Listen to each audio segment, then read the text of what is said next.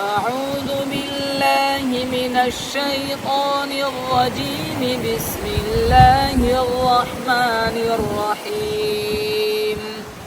لله ما في السماوات وما في الأرض، وإن تبدوا ما في أنفسكم أو تخفوه يحاسبكم به الله، فيغفر لمن يشاء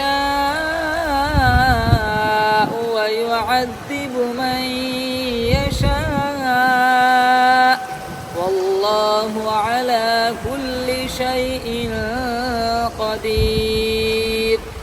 آمن الرسول بما أنزل إليه من ربه والمؤمنون كل آمن بالله وملائكته